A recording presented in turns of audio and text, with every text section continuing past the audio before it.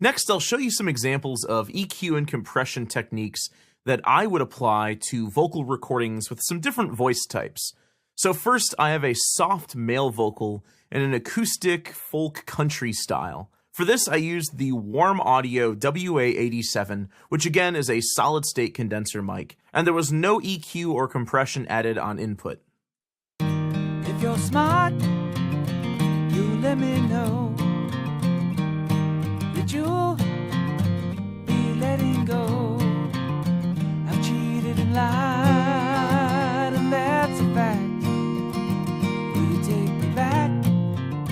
Please take me back. So right off the bat, he's got a good sound here. He's kind of higher pitched, kind of breathy sounding. It's a very natural, organic acoustic sound. So I don't want to over-process this, but I definitely want to brighten him a bit to make him stand above the guitar. And also, I want to round off some of the louder points in his vocal, because right now, some of the high notes are just poking through the mix a bit too much. I want everything to be a bit more level. So I've got the channel EQ loaded up. The first thing I'm going to do is add a high shelf. This will increase the sibilance and high end a bit. If you're smart, you let me know that you'll... And I don't want to go too far with this. I don't want it to be super bright. Typically, the more dense the music is, the more high end you'll have to add to the vocals to help it stand on top of the mix. With acoustic music like this, I don't need to add too much high end because the music isn't quite as dense as, say, a rock song, for example. With vocals, I always like to add a little bump between around 1K and 2K, and I usually make the bandwidth on this pretty narrow. And what this little bump does is it helps with the diction or clarity of the words. So what I usually do is I'll pull this all the way up and sweep it around, listen for a spot that sounds the best to me, and then pull it back. If you're smart, you let me know that you'll be letting go.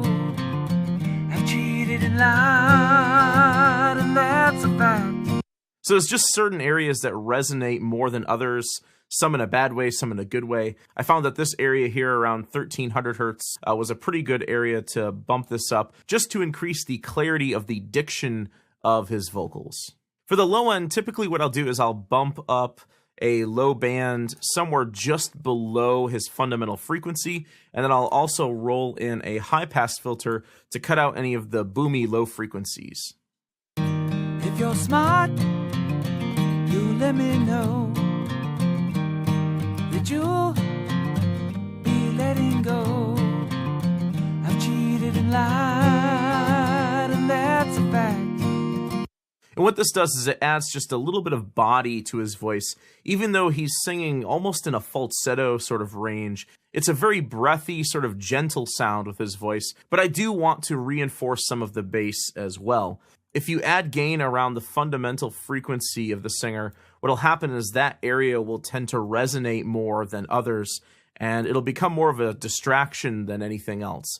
If you boost the frequencies just below their fundamental, this will become a nice, gentle, low-end warmth. Okay, let's give this a listen, and I'll bypass the plugin a few times so you can hear the before and after. If you're smart, you let me know